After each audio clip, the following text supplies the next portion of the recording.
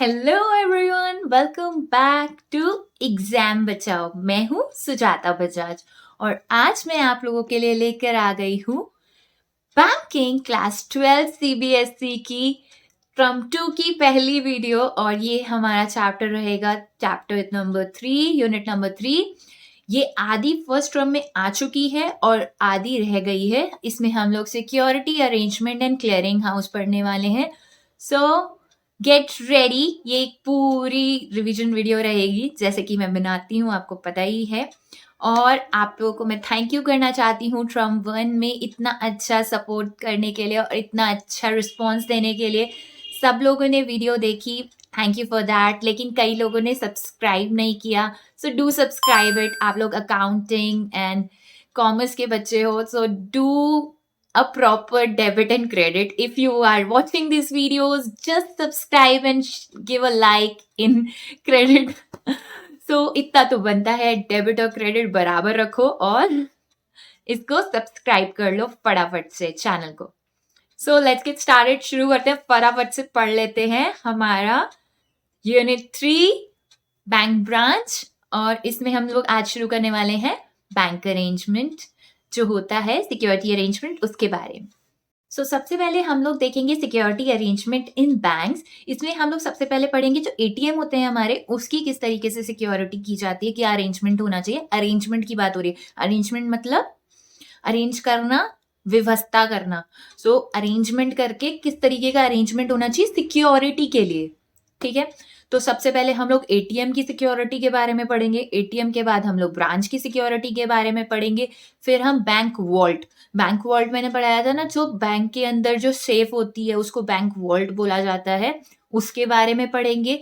और फिर थर्ड जो आरबीआई की गाइडलाइंस है सिक्योरिटी के लिए, आरबीआई गाइडलाइंस देता है बैंक्स को, और जो बैंक्स हैं कमर्शियल बैंक्स हैं उनको गाइडलाइंस देता है किस तरीके के सिक्योरिटी पैरामीटर्स और किस तरीके की सिक्योरिटीज आपको रखनी चाहिए बैंक्स को, वो पढ़ेंगे। उसके बाद हम लोग पढ़ेंगे क्लियरिंग हाउसेस। क्लियरिंग हाउसेस में हम लोग पढ़ेंगे पेमेंट सिस्टम। उसके बाद क्लियरिंग क्या होता है, उसके बाद क्लियरिंग हाउस क्या होता है। क्लियरिंग पढ़ लेंगे तो क्लियरिंग हाउस पढ़ेंगे। उसके बाद हम लोग पढ़ेंगे क्लियरिंग हाउसेस के फंक्शन क्या हैं। उसके बाद हम क्लियरिंग हाउस का प्रोसेस इंडिया में क्या है। उसके बाद हम लोग सेटलमेंट पढ़ेंगे। और फिर क्लियरिंग और सेटलमेंट में लोगों को यूजुअली थोड़ा सा कंफ्यूजन रहता है, तो क्लियरिंग और सेटलमेंट में हम लोग डिफरेंस भी पढ़ लेंगे, ठीक है। तो ये है आज की वीडियो का agenda. So let's get started.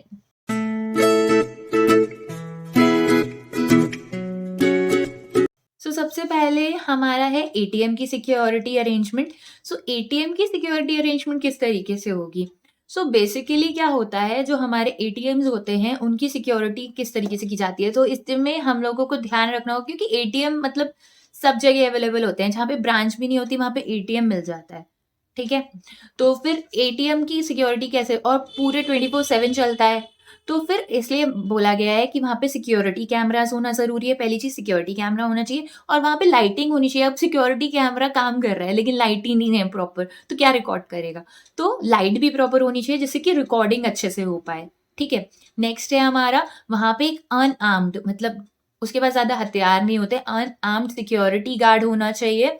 और या फिर वहां पे केयर टेकर होना चाहिए, मतलब केयर टेकर वहां का ध्यान रखे कोई गंदगी वंदगी ना कर जाए, या फिर कोई भी आके कुछ भी वहां बैठ रहा है आराम से, जा ही नहीं रहा है, उसको काम नहीं है एटीएम से, बस बैठा हुआ है, तो केयर टेकर होना चाहिए, ध्यान रखे कि क्या चल रहा है वहां पे, थोड़ा सा ध्यान दे, उसके लिए केयर टेकर होना चाहिए, ठीक है। ओके, नेक्स्ट है हमारा सिक्योरिटी मेजर्स ब्रांच के लिए। ब्रांच सिक्योरिटी मेजर्स क्या क्या रहते हैं। ब्रांच में क्या होता है, हमेशा कोई ना कोई आ रहा है, पैसे जमा करा रहा है, तो ब्रांच की सिक्योरिटी का भी ध्यान रखना पड़ता है, क्योंकि वहां पैसे हैं तो पैसों का थोड़ा ध्यान रखना पड़ेगा, बाकी चीजों का भी ध्यान रखना पड़ेगा। बैंक की भी सिक्योरिटी बहुत जरूरी है। तो क्या क्या पॉइंट्स होते हैं जिनका ध्यान रखा जाता है और क्या क्या मेजर्स लिए जाते हैं। सो फर्स्ट है जो एंट्री एग्जिट गेट होता है, वो हमेशा वहां पे गनमैन रहना चाहिए। वहां पे हमेशा एक, मतलब बंदूक पकड़ के कोई ना कोई खड़ा होगा, गनमैन बोलते हैं उसको, वो खड़ा होगा। The gate should be open to permit entry and exit of only 1% at a time. एक, मतलब इतना ही खुला होना चाहिए, उतनी ही एंट्री होनी चाहिए गेट में। गेट बहुत बड़े गेट नहीं होने चाहिए कि 3-4 लोग इकट्ठे घुसे चले आ रहे हैं, ऐसा नहीं होता। एक बार में सिर्फ एक ही बंदा एंटर कर सके, लाइक इतना सा खुला होता है। बैंक आप गए थे लास्ट टाइम, मैंने अपनी वीडियो में बोला था आपको कि अगर आपको ये वाला चैप्टर अच्छे से समझना है तो आप लोग एक बार बैंक जाइए, देख के आइए कैसे होता है। तो आप अगर अभी तक नहीं गए हो तो डू गो।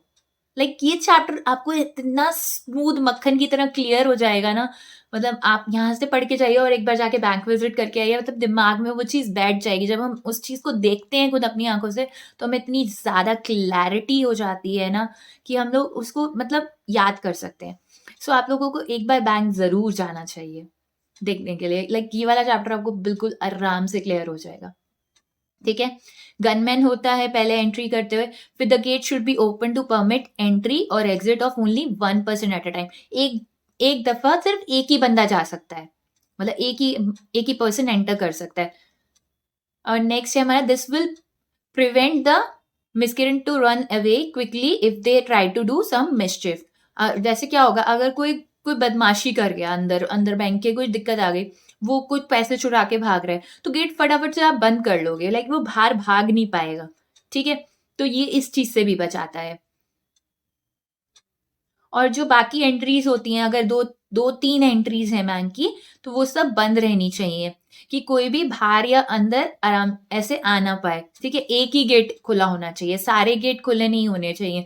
तो बैंक का सिर्फ एक ही पॉइंट खुला होना चाहिए, और वो भी एक बार में एक पर्सन एंटर कर सकता है या एक पर्सन एग्जिट कर सकता है। ऐसा नहीं है कि एग्जिट का अलग बना दिया, एंट्री का अलग बना दिया, एक ही गेट होता है, उसी में से एंटर करेगा, लेकिन एक टाइम में एक ही पर्सन एंटर कर सकता है और एक ही एग्जिट कर सकता है। या तो एंटर करेगा या तो एक कोई एग्जिट करेगा। It's like that. ठीक है। अलार्म्स जो होते हैं ना, वो सेवरल प्लेसेस पे लगने चाहिए।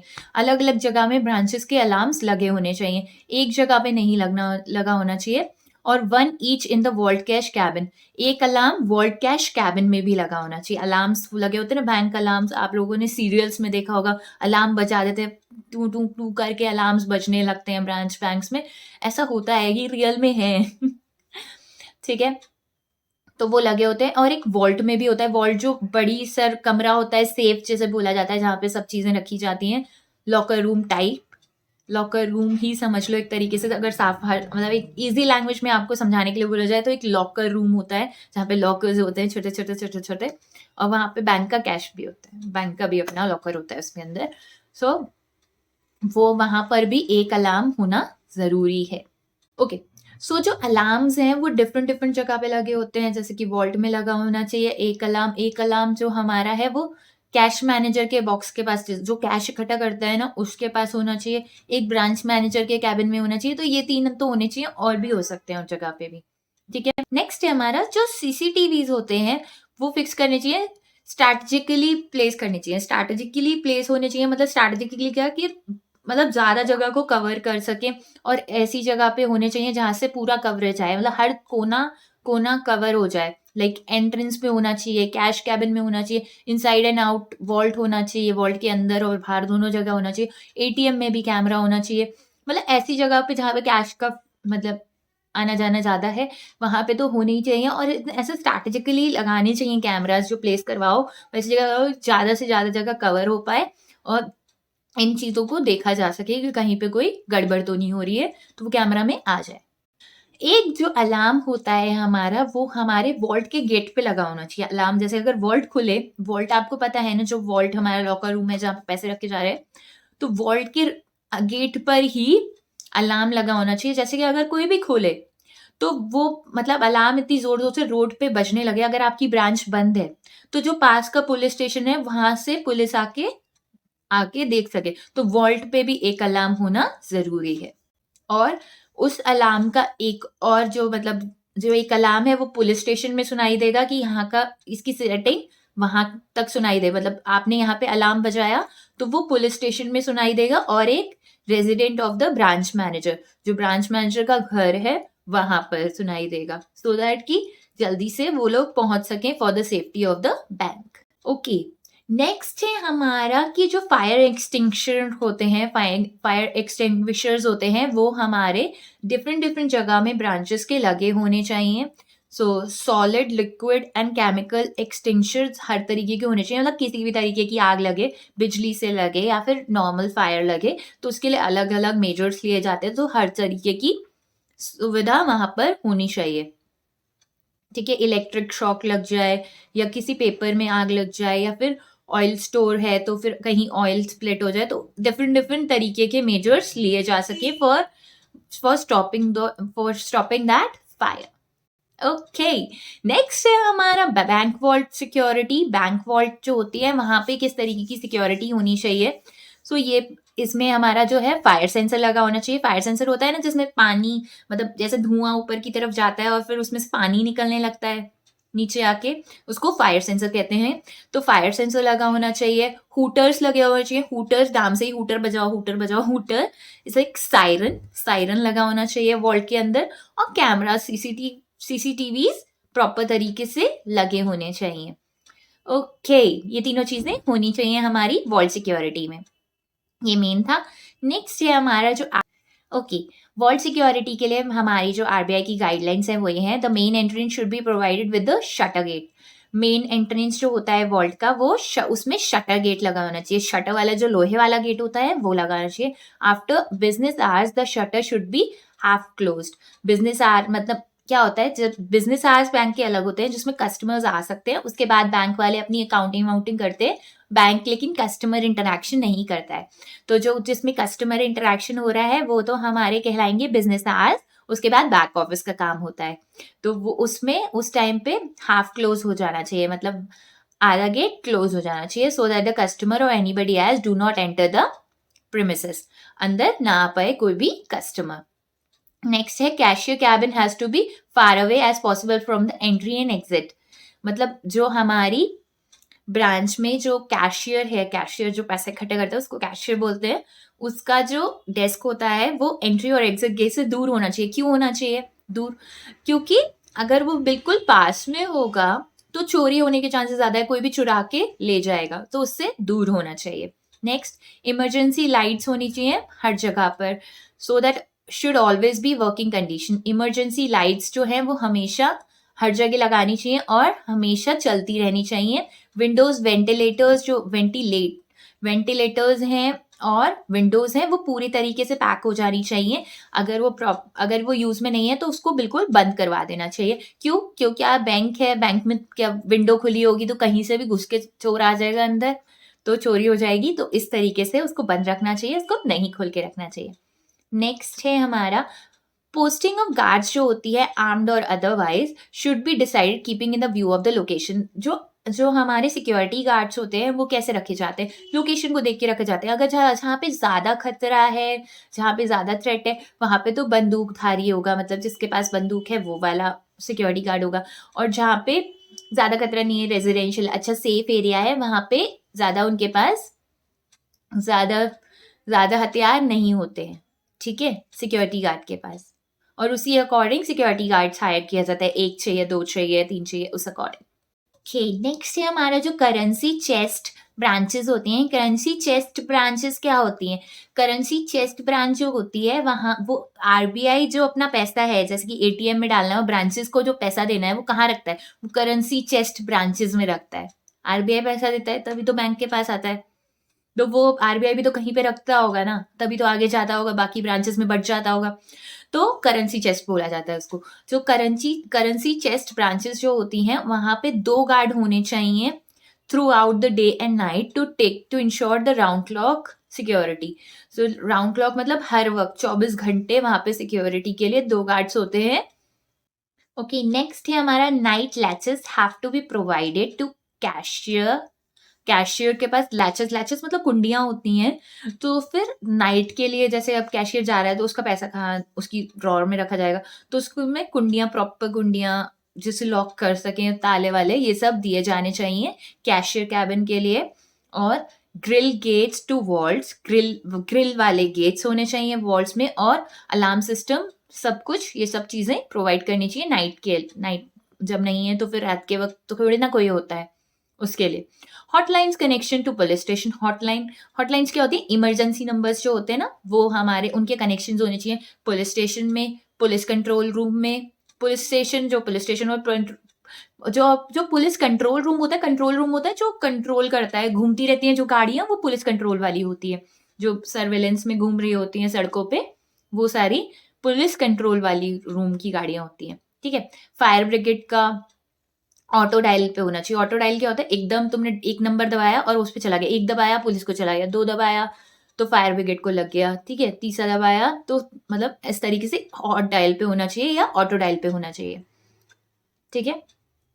और all weak points like opening for exhaust fans and air conditioner, सारे जो वीक पॉइंट्स हैं, अगर कोई एयर कंडीशनर का कोई पॉइंट है या वेंटिलेटर का कोई पॉइंट है, कोई विंडो है जो यूज में नहीं है लेकिन फालतू खुली हुई है, तो उसको लोहे के तार लगा के उनको पूरी तरीके से बंद करा देना चाहिए, जिससे कि कोई भी अंदर बैंक के ना घुस जाए।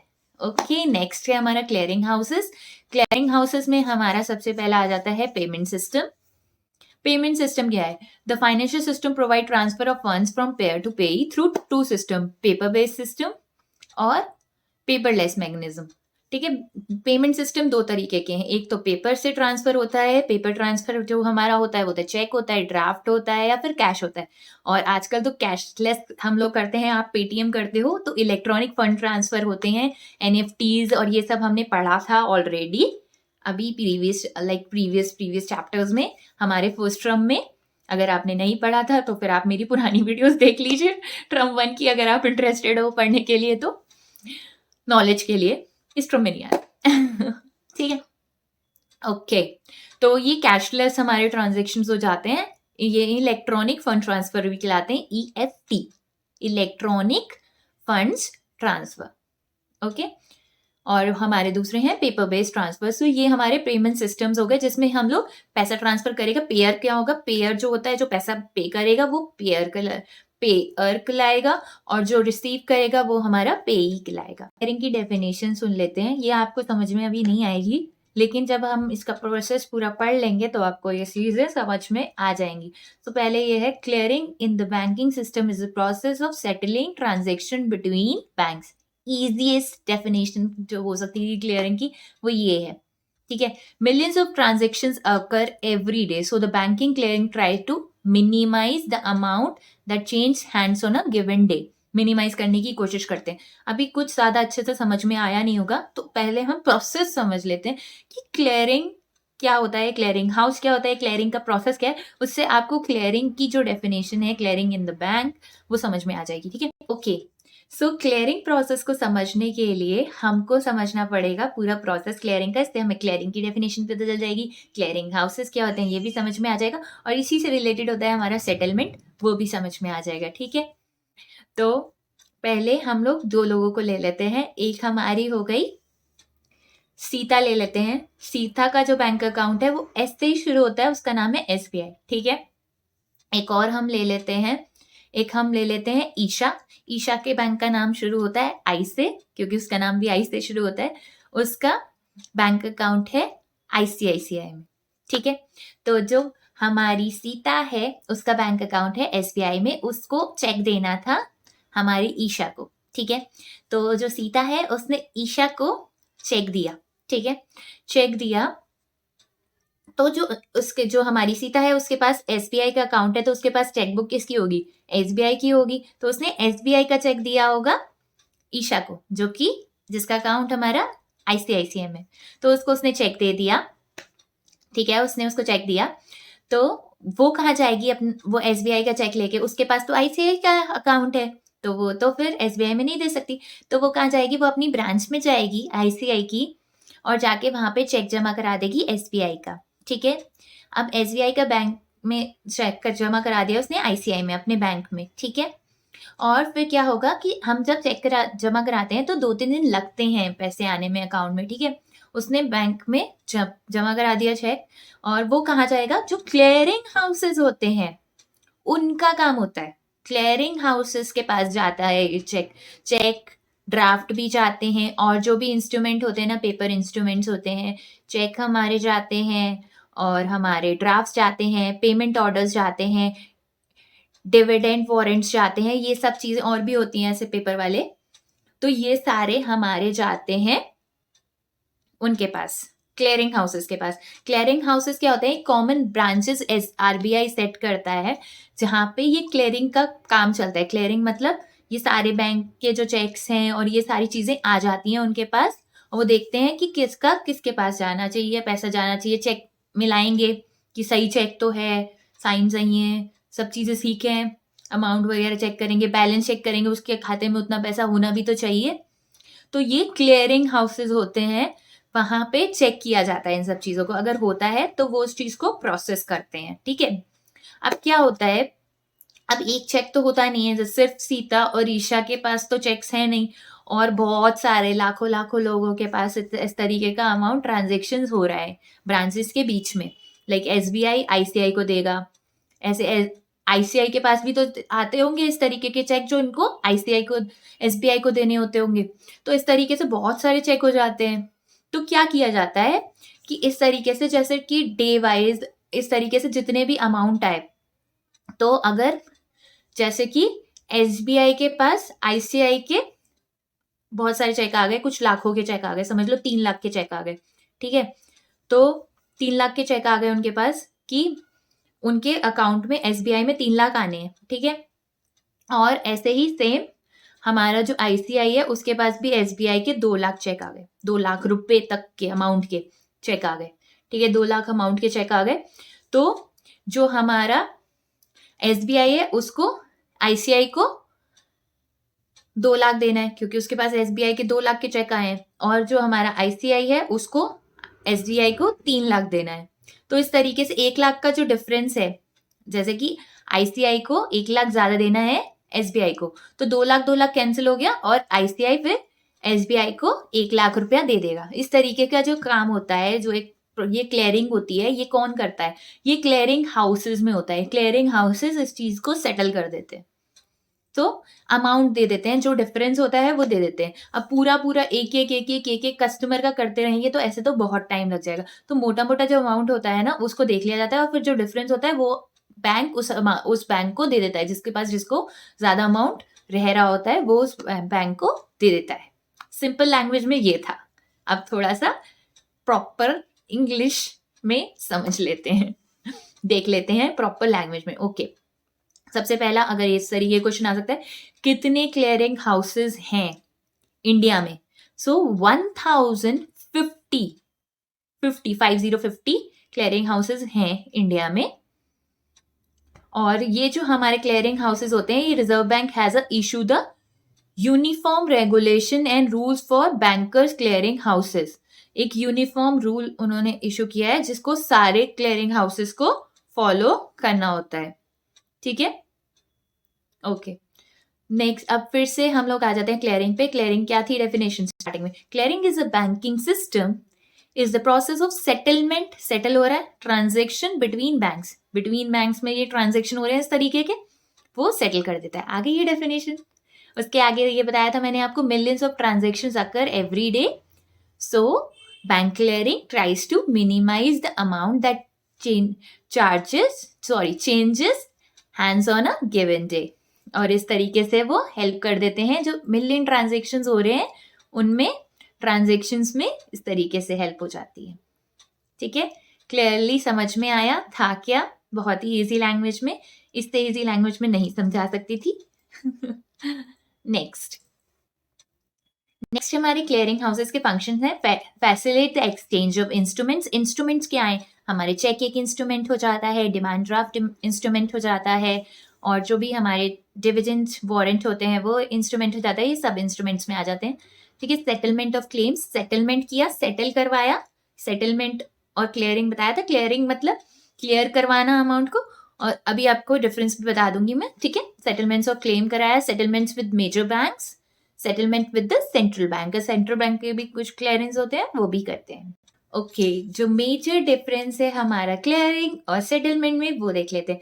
क्लियरिंग में क्या था? क्लियरिंग में सबसे पहले हम लोग इस प्रोसेस को समझते हैं चार्ट के थ्रू। एग्जीक्यूशन हमने बैंक में जो बायर ने उसको दिया, चेक दिया, बैंक को जमा कराया, वो हमारा एग्जीक्यूशन हो गया।